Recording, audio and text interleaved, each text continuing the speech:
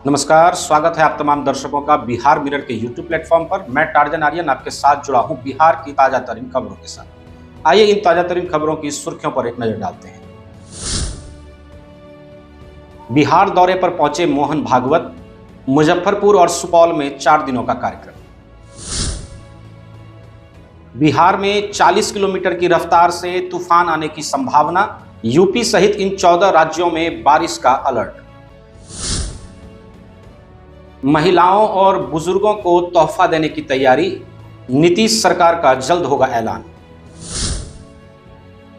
बिहार आ रहे हैं बागेश्वर बाबा पंडित धीरेन्द्र शास्त्री, 5 दिनों तक करेंगे कथा।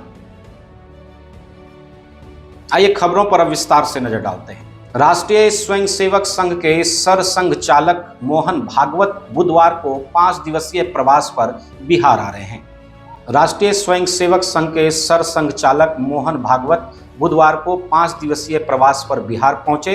बताया जा रहा है कि वे 9 मार्च तक बिहार में ही रहेंगे। इस दौरान वे मुजफ्फरपुर और सुपौल समेत उत्तर बिहार के कई जिलों का दौरा करेंगे। प्राप्त जानकारी के अनुसार इस दौरे के दौरान वे संघ के कार्यकर्ताओं के साथ बैठक भी करेंगे। सनद रहे कि इस वर्ष बिहार में विधानसभा चुनाव होने वाले हैं। ऐसे में आरएसएस प्रमुख का यह दौरा काफी अहम माना जा रहा है। नॉर्थ ईस्ट असम और इसके आसपास एक चक्रवाती परिसंचरण काफी सक्रिय है। इसके कारण मौसम का मिजाज बदल भी सकता है। पिछले 24 घंटों में पंजाब, हरियाणा, दिल्ली, उत्तर प्रदेश, बिहार, पश्चिम बंगाल, मध्य प्रदेश, राजस्थान, गुजरात और उत्तर महाराष्ट्र में उत्तर पश्चिम से तेज हवाएं चलेंगी। बताया जा रहा है कि इन तेज हवाओं के कारण इन राज्यों में तापमान में काफी गिरावट दर्ज की गई है। बिहार में भी बारिश के साथ आंधी, बिजली गरजने और 30 से 40 किलोमीटर प्रति घंटे की रफ्तार से तेज हवाओं के चलने की संभावना व्यक्त की जा रही है। आइए अगली खबर पर नजर डालते हैं। चुनावी वर्ष में बिहार की महिलाओं और बुजुर्गों को तोहफा देने की तैयारी अब सरकार कर रही है। वृद्धजन पेंशन योजना और विधवा पेंशन योजना की राशि बढ़ाने का प्रस्ताव भी विचाराधीन है।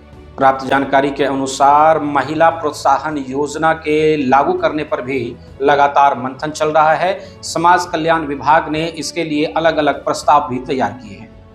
वित्त विभाग की सहमति और सरकार की मंजूरी मिलने के बाद ही इसे लागू किया जाएगा। आगामी विधानसभा चुनाव की आचार संहिता लागू होने के पहले पेंशन राशि को बढ़ाने के साथ ही महिला प्रोत्साहन योजना लागू करने की योजना भी बनाई जा रही है। देश के चर्चित कथावाचक तथा सोशल मीडिया पर लगातार काफी तेजी से सनसनी के रूप में फैल रहे बागेश्वर धाम सरकार यानी कि पंडित धीरेन्द्र शास्त्री का बिहार आगमन हो रहा है। बताया जा रहा है कि बागेश्वर धाम से पंडित धीरेन्द्र किशोर शास्त्री 6 मार्च को गोपालगंज पहुंचने वाले हैं, जहां वे 6 मार्च से लेकर 10 मार्च तक 5 दिनों के लिए हनुमंत कथा कहेंगे। सूत्रों से मिली जानकारी के अनुसार उनके आगमन को लेकर तैयारियां जो है अपने अंतिम चरण पर है। भोरे प्रखंड के रामनगर स्थित राम जानकी मंदिर में धीरेन्द्र किशोर शास्त्री कल से हनुमंत कथा कहेंगे। गोपालगंज में धीरेन्द्र शास्त्री के कार्यक्रम के लिए 1 लाख से ज्यादा लोगों के बैठने का प्रबंध किया गया है। साथ ही बड़े बड़े पंडाल लगाए गए हैं। इसके साथ ही बड़ी संख्या में एहतियात के तौर पर एवं सुरक्षा मानकों को ध्यान में रखते हुए पुलिस बलों एवं अधिकारियों की नियुक्तियां भी की गई है। बुद्ध की धरती है, क्या संदेश देंगे भारतवासियों को?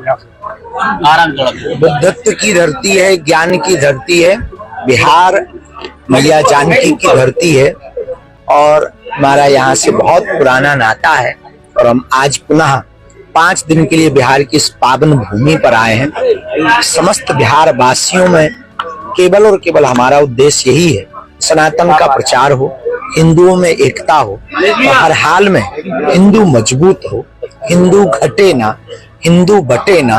बस यही उद्देश्य लेकर के नित्य जीवन जी रहे हैं और उसी जीवन यात्रा में एक क्रम में पुनः आए हुए हैं। बिहार से हमारा बहुत अपनत्व है, अपनापन है और 5 दिन की कथा हम गोपालगंज में बालाजी की अनुकंपा से सेवा हम कर पाएंगे। ये हमारे लिए सौभाग्य है। महाराज जी, औरंगजेब को महिमा मंडित किया जा रहा है इस भारत में। इस देश का दुर्भाग्य है।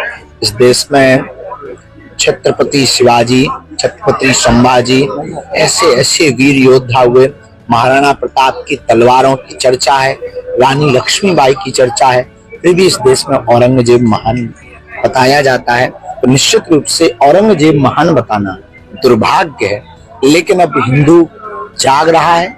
इस देश की भयार बदल रही है, दिशा और दशा दोनों बदल रही है और एक एक करके सब झुकेगा, फिर से पुनः प्राचीन भारतीय संस्कृति का ध्वजा पताका फहराएगा और हमें लगता है हर हाल में भारत हिंदू राष्ट्र होकर के रहे। बाबा जी, तमिलनाडु के मुख्यमंत्री अब बात भाषा की बात बाद में